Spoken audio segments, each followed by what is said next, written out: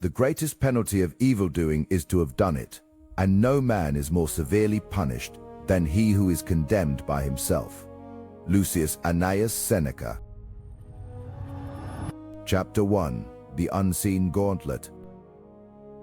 Power. It's a battleground. You're losing ground, bleeding unseen, because you misunderstand the true nature of their scrutiny. I will show you where the blades are hidden. You are walking through a minefield, brother. Every step you take, every word you utter, is under silent, relentless scrutiny. They tell you women are emotional, unpredictable, that their behaviors are complex, driven by fleeting moods. Under smokescreen, 2,000 years ago, Niccolò Machiavelli understood that power is never given, only taken and constantly evaluated. He knew that human nature, especially in its rawest form, is perpetually probing for weakness, for any crack in the armor. Right now, you are bleeding authority, respect, and mental energy without even knowing the game is being played. Your relationships, your ambitions, your very self-perception are being eroded by unseen forces. She is not just interacting with you. She is testing you. She is filtering. This is not emotional chaos. This is a primal, biological gauntlet designed to expose the weak, the uncertain, the easily swayed. Think about the times she challenged your plans, questioned your decisions, or acted indifferent when you sought her validation. These were not random acts. These were deliberate probes. These were tests of your conviction, your frame, your emotional resilience. Watch what happens when you flinch, when you explain yourself, when you seek her approval. You give away your power, peace by agonizing peace. You offer her the leverage she needs to dominate the interaction. These tests are unavoidable. They are woven into the fabric of human interaction, especially between men and women.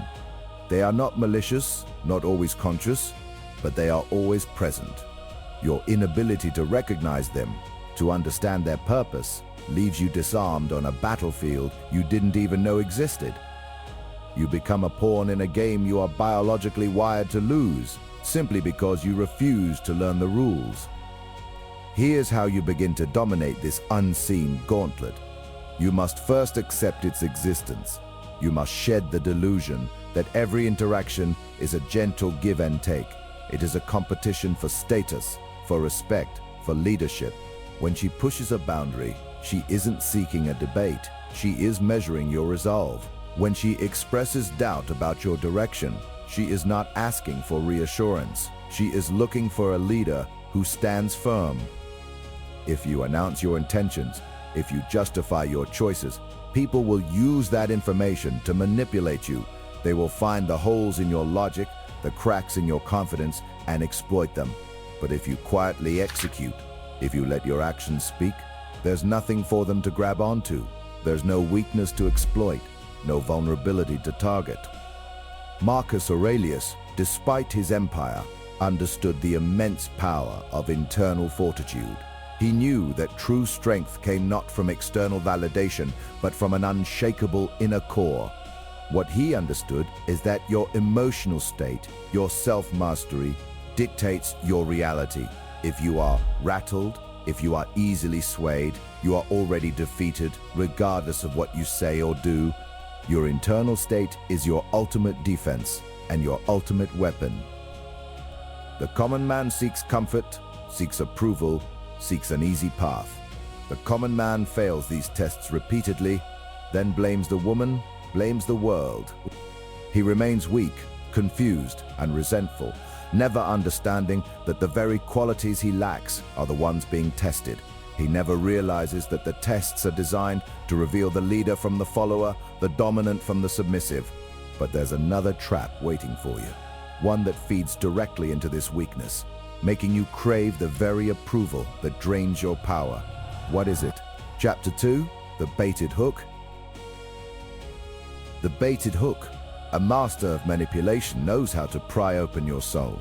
This next lesson reveals the insidious probes designed to expose your weaknesses. This next trap is a baited hook. She dangles a provocation, an emotional tripwire designed to snag your deepest insecurities and drag them into the light. This is how she reads your true emotional resilience, your inner stability, and how easily you can be swayed from your center. This is the test of the baited hook. It's not about the specific words she uses, but the reaction she seeks. She wants to see you flinch. She wants to see you lose control, even for a moment. This is a calculated probe into your emotional armor, seeking the chinks in its plating. Your reaction is a window into your soul, a direct feed to your deepest fears. Every time you snap back, every time you defend yourself with heated words, every time you feel compelled to explain your position, you are bleeding energy, bleeding power. You show her the precise levers to pull to destabilize you, handing her a map to your weaknesses, your insecurities, and your need for external validation. Watch what happens when she casually dismisses an achievement you're proud of as if it means nothing. Or when she makes a veiled jab at your past choices, questions your judgment, or hints at a supposed flaw you secretly worry about. You feel the surge of anger, the rush of defensiveness, the urgent need to correct her, to justify yourself, to prove your worth. What Seneca understood 2,000 years ago is that true strength lies not in never feeling anger, but in never letting it master you. He wrote, "The greatest remedy for anger is delay.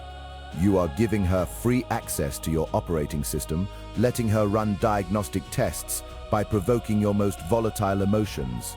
This is a profound lack of self-ownership. The moment you feel that hook, you must freeze. Do not bite. Do not thrash. Observe the bait, recognize the intention behind it. Her goal is to strip you of your composure, to see if you can remain centered and unmoving when she applies deliberate pressure. This is a direct test of your self-mastery, your ability to control your internal state. Your silence, your calm, unmoving presence when she expects an outburst is a formidable weapon. It shows her that her tactics are ineffective, that her power over your emotions is non-existent. You deny her the data she seeks, deny her the satisfaction of exerting control over you. You become an unreadable wall. The fool will rush to explain himself, to defend his honor, to prove his point. He will allow her words to penetrate his shield, to disrupt his inner peace, sacrificing his composure for a perceived victory in an argument that was never about logic. He scrambles for validation, trying to win a game where the rules are designed for him to lose. He loses before he even begins to speak. But the master observes the test with cold, clinical detachment. He lets the hook pass by. He gives no energy to the provocation. He offers no explanation, no justification. He simply holds his frame, his gaze steady, his expression neutral. He reveals nothing, absolutely nothing.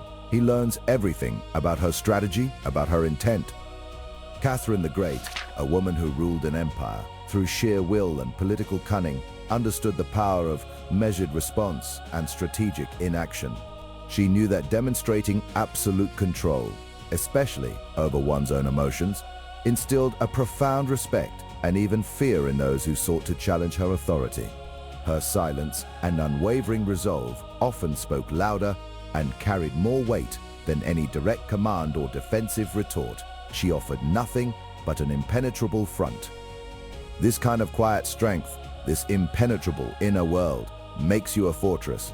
It signals to her that you are not easily manipulated, that your emotions are your own, not hers to play with. But even a fortress can have hidden weaknesses, insidious leaks that drain your power without you ever realizing it. Some of these leaks are not about your reaction to her, but about your unspoken expectations of her. What are these silent demands that erode your strength? Chapter 3, The Leaky Fortress. Leaky fortresses. A prince's strength is in his walls. But what if the enemy is already within? What if you invite her to inspect your very foundations? These silent demands, these unspoken expectations you place on her, they are the first hidden fissures in your fortress. You believe she should understand you, validate you, see your intentions. This belief drives you to over-explain yourself, to defend your actions, to seek her approval. Every time you feel the need to elaborate on your choices, to rationalize your behavior, you open a gate in your walls, inviting her in to inspect your motives. Think about it. You make a decision, a simple one, perhaps about your time or your plans. She questions it not directly, but with a raised eyebrow, a subtle sigh, a probing silence. And what do? You launch into a detailed explanation. You provide backstory, context, justification.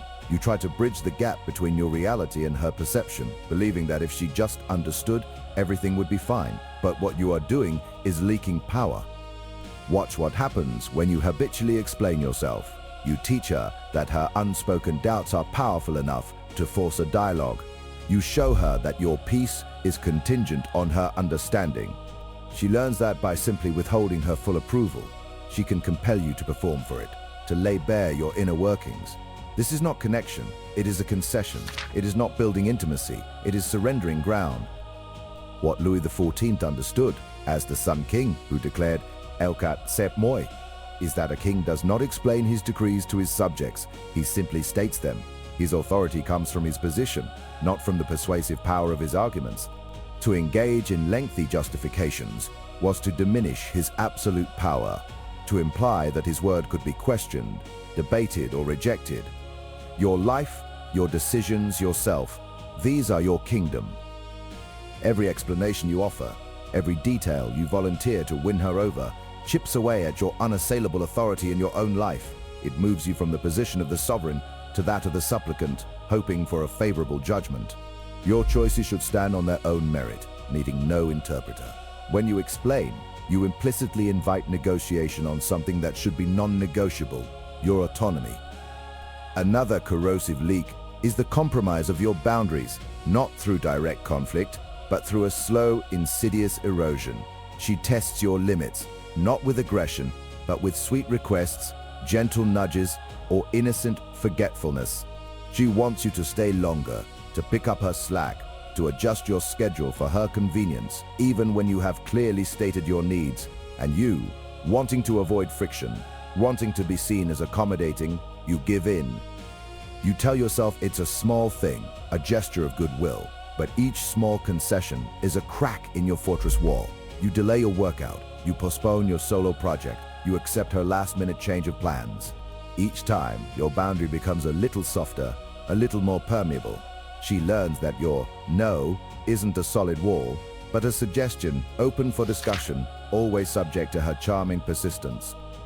Julius Caesar, facing the monumental decision to cross the Rubicon, understood the power of an irreversible commitment.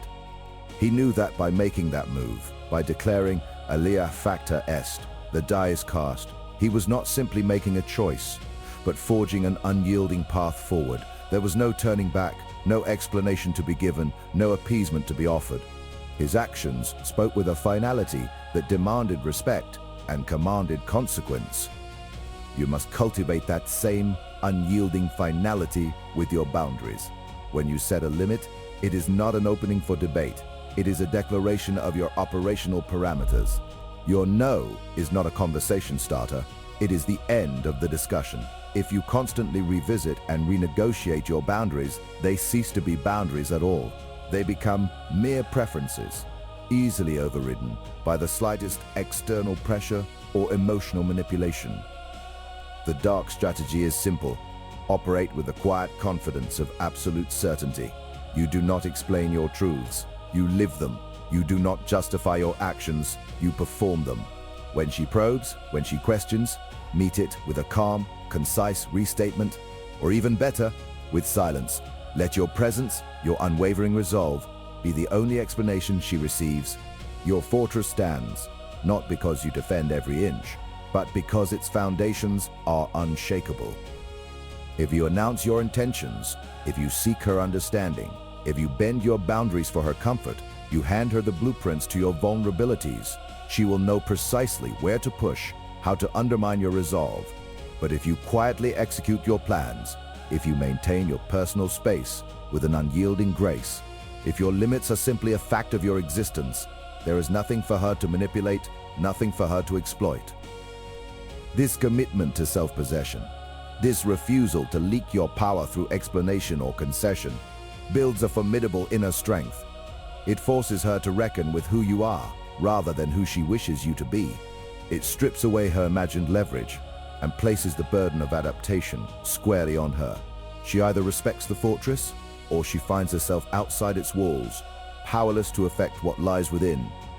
But there's another insidious way your power can be eroded, one that operates on your very perception of worth. What is this hidden drain that empties your reserve? Chapter 4. The Razor's Edge. The Razor's Edge, this slow erosion of your boundaries, subtle and almost imperceptible. She is testing your resolve, measuring your value by the space you yield. The Razor's Edge. This is where your boundaries are tested, not by direct assault, but by subtle, almost imperceptible nicks. They are the microaggressions, the quiet boundary pushes, the casual dismissals that chip away at your perceived value. These are not open challenges where she demands a decision. They are probes, designed to see how much you will tolerate before you react. She is measuring your self-worth by the space you allow her to invade. This slow erosion is far more dangerous than an outright confrontation because it doesn't trigger your fight response. It feels like nothing.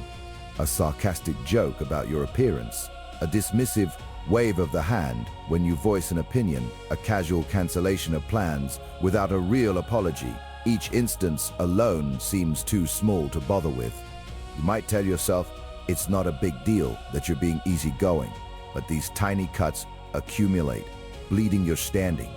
They tell her, without a single word, that your boundaries are permeable, that your self-respect is negotiable, and that her whims hold more weight than your carefully constructed standards. Think about the man who lets his time be disrespected. She calls him last minute for a favor, expects him to drop everything. She arrives habitually late for dates, offers a flimsy excuse, and he just smiles it off. Or perhaps she subtly mocks his passions, his friends, or even his past, under the guise of playful banter. He accepts these minor violations, believing he's showing understanding or patience, but he's not. He's teaching her precisely how little his time, his feelings, and his very identity are worth to him, and by extension, to her. He's laying the groundwork for greater disrespect down the line, because she has seen that there are no consequences for small transgressions. Here's how you dominate these tests: immediate, calibrated response. Not an explosion, not a lecture, but a cold, clear signal. When she makes a dismissive comment, your eyes narrow, your expression hardens, and you ask, is that supposed to be funny? When she is late, you don't just wait, you acknowledge it, stating, my time is valuable. This won't happen again. The key is to make the cost of disrespecting you higher than any perceived gain she might get from pushing your limits. You must establish, without doubt, that your boundaries are not suggestions to be overlooked, but immovable lines that define who you are. Fools let these slights pass, hoping they will disappear on their own, or that their silence will be seen as maturity. They believe that avoiding confrontation is the path of peace. What they don't understand is that quiet compliance is interpreted as weakness, an open invitation for more audacious challenges.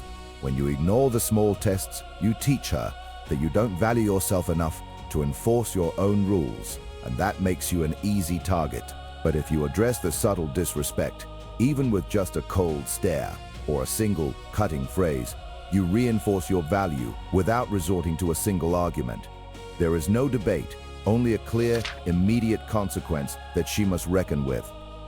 What Miyamoto Musashi understood about duels applies directly here. Perceive that which cannot be seen. He wasn't just talking about sword techniques, but about sensing the opponent's true intentions, their subtle shifts, their unspoken tells. You must develop the same perception to notice these quiet tests, these almost invisible probes that reveal her true assessment of your strength. If you fail to see them, you will fail to counter them, leaving yourself open to a continuous siege on your inner fortress. You must strike at the first sign of intent, before the full attack can even materialize. Queen Elizabeth there, a woman who ruled in a world dominated by men, knew this better than anyone. She understood that a monarch's power was not just in her armies, but in the unwavering perception of her authority, and that even the smallest challenge to her will had to be met with a decisive, calculated response. She could not afford to let any noble or foreign power believe, that a slight against her would go unpunished, for that would invite 1,000 more. She projected an image of unyielding strength, not through constant displays of force, but through consistent, firm responses to every test, no matter how small. She never ceded an inch of her perceived power, and neither should you. These tests are just one layer of the game. There's another, more corrosive force at play, one that whispers doubts into your own mind and makes you question the very ground you stand on. What is this hidden enemy that turns your internal landscape against you? Chapter 5, The Willpower Siege. The willpower siege. Your ambition's greatest threat isn't always external. It's the insidious erosion of your own discipline, subtly manipulated by others. This hidden enemy is the willpower siege, the calculated assault on your personal discipline, your commitments, and your chosen path. They don't attack your identity directly. They subtly chip away at your adherence to your own schedule, your goals, and the principles you claim to live by. This is how they test if your ambition is real or merely a performance you put on for others. Watch what happens when you set a strict routine, maybe early morning training, or dedicated work hours on a crucial project. Suddenly, an urgent request materializes, a spontaneous outing, a plea for your immediate attention that directly conflicts with your stated priorities. It's never framed as a challenge, always as a gentle suggestion, a shared experience, a little break you deserve. They don't want you to fail. They want you to yield. They want you to break your own word to yourself, to abandon your disciplined path for their immediate gratification. Each time you flinch, each time you compromise your non-negotiables, you are not building connection. You are demonstrating that your internal commitments are flimsy, easily swayed by external pressure. The moment you start explaining your schedule, defending your need for discipline, or justifying your priorities, you've already lost.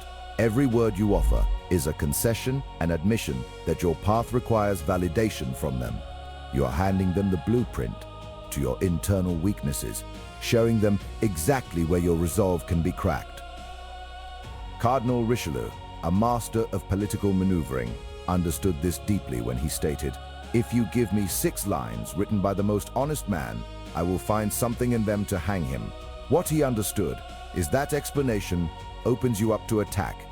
Your reasoned arguments, your sincere desires, become the very levers they use to manipulate you. They don't care about your logic, they care about gaining control over your time and your decisions. Here's how you dominate this siege. Your priorities are sacred and non-negotiable. They exist independently of her desires or whims. When a conflict arises, you don't debate, you don't justify, and you certainly don't apologize. You state your commitment as a fact, not a request. I have my training at 6 a.m. I am working on my project until 8 p.m. These are not subject to discussion. Your internal compass must be fixed, pointing relentlessly towards your own objectives. Any deviation is a self-betrayal, and she will sense it. She will recognize that you are a man who can be pulled off course, a man whose word to himself holds little weight. This is not about being inflexible, it is about being anchored to your purpose. Think about the man who constantly shifts his schedule to accommodate sudden plans, who postpones his own progress for last-minute appeals. He might believe he is being kind, generous, or adaptable. In reality, he is demonstrating a lack of internal structure, a porous willpower that leaks energy and focus wherever external demands dictate. He is sending a clear message. His own life is secondary. But when you hold firm, when your no is as solid as your yes, something shifts. She learns that your path is fixed, that your commitments are not mere suggestions. She is forced to adjust her expectations, to respect your boundaries, or to remove herself from your orbit. There is no middle ground where your discipline can exist alongside constant compromise. The cost of yielding is far greater than the immediate inconvenience of saying no. Each compromise erodes your self-trust. You begin to see yourself as a man who talks a good game but crumbles under pressure. Your ambition becomes a hollow boast, your goals mere fantasies. This internal erosion is far more damaging than any external conflict. Napoleon Bonaparte, a man who conquered empires through sheer force of will and unyielding strategy, famously stated, "Nothing is more difficult and therefore more precious than to be able to decide." What he understood is that the power of decision and the unwavering commitment to that decision is the ultimate weapon. He did not let peripheral concerns derail his strategic objectives, and neither should you. Your path is a strategic objective. Your willpower is the force that keeps you on course. If you allow it to be besieged and broken by emotional appeals or manufactured urgency, you are not only abandoning your goals, you are dismantling the very foundation of your self-mastery. This is about more than a single event. It's about the consistent enforcement of your personal sovereignty. This unwavering commitment is the ultimate test of your character. It's not just about her. It's about you proving to yourself that your word is law, especially to the man in the mirror. When you repeatedly choose your path over her momentary desires, you build an invisible wall of respect around yourself, one that few will dare to challenge again. The man who consistently bends his schedule, his principles, his entire life to accommodate external demands, loses his internal center. He becomes a rudderless ship, constantly pushed by the currents of others' whims. He might gain temporary favor, but he loses something far more vital: his own direction, his own power, his own sense of self. But there is another hidden weapon they use, one that plays on your need for acceptance and understanding. It's not about what you do, but about what you don't do. What is this insidious silence, and how can it be used against you? Chapter 6. The Unbreakable Wall. The silent treatment, a formidable weapon, is it not? They wait for you to break first, to betray your dependence. But what if you could build an unbreakable wall? They call it the silent treatment. You know it. They pull back, they offer less, they become vague, distant. This isn't just a mood swing. It is a deliberate withholding, a strategic vacuum created to pull you in. They are waiting for you to fill the silence with your own anxieties, your own projections of what you might have done wrong. The moment you chase, the moment you ask, "What's wrong?" The moment you demand an explanation, you reveal your dependency. You show them their power over your emotional state. This isn't about understanding, it's about control. They want to see you squirm, to see you compromise your position, just to restore a false sense of peace. Watch what happens when someone meets their partner's sudden silence with immediate self-doubt. They overthink past conversations, they reread messages, they try to fix something that isn't broken on their end. They offer apologies for imagined slights, giving away power they didn't even know they possessed. They become a dog, chasing its own tail, while the silent one stands still, observing. Your move is to match their silence with a deeper, more chilling stillness. Do not break, do not chase, do not explain. Your self-worth is not derived from their validation or their current mood. Let the silence stretch, let the void grow, and watch who blinks first. It will rarely be the one who possesses true self-command.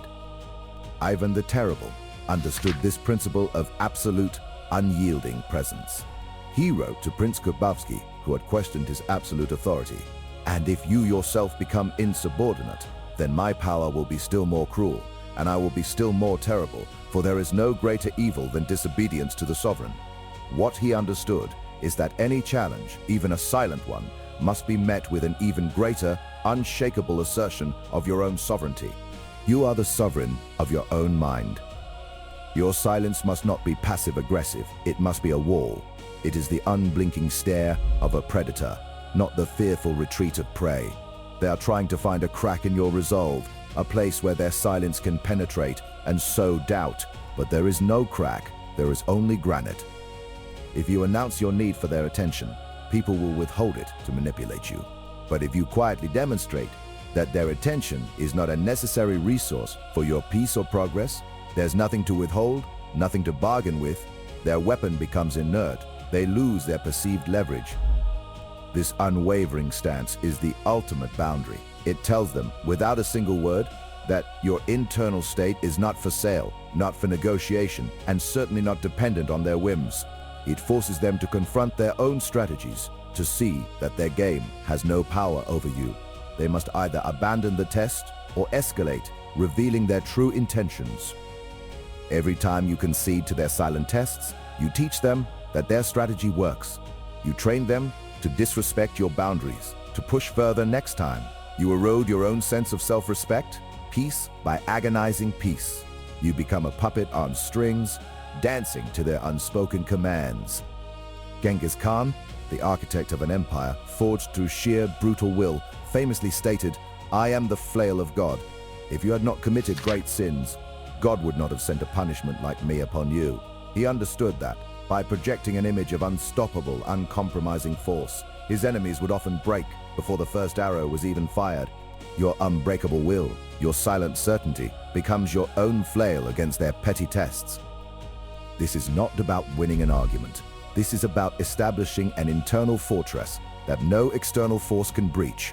It's about building a spirit so robust, so self-contained, that the absence of external validation feels not like a wound, but like a quiet affirmation of your own sufficiency. You practice this resolve in the small moments. When they offer a backhanded compliment, you do not react. When they subtly dismiss your achievement, you do not seek their approval. When they try to provoke a reaction, you offer only calm, cold indifference. These are your training grounds. They will try harder at first. They will escalate because their old tricks are no longer working.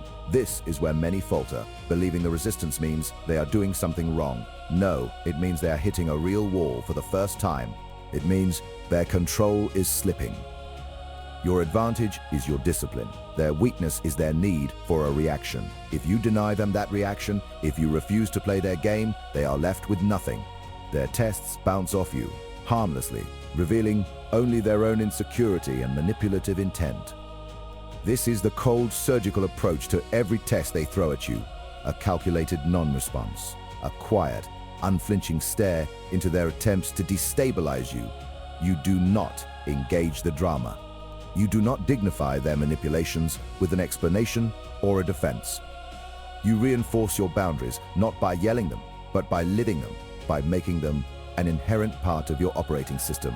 They are not suggestions. They are inviolable laws of your personal domain, and any trespass is met with absolute, unyielding resistance.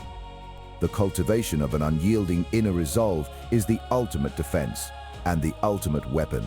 It is knowing who you are, what you stand for, and that your value is self-defined. It means you are not swayed by praise, and you are certainly not broken by criticism or manipulative silence. You become the unbreakable wall, the impenetrable fortress, the rock against which waves crash only to recede defeated. This state is not granted. It is earned through countless acts of self-mastery, through choosing discipline over comfort, truth over illusion. They do not want your defeat. They want your surrender. They want you to break under pressure, to show them that their efforts can indeed bend your will. But when they find no give, no weakness, no emotional reaction, they will eventually retreat. They will search for easier prey. Understand this now. Your silence is louder than their tests. Become the silence. End their games.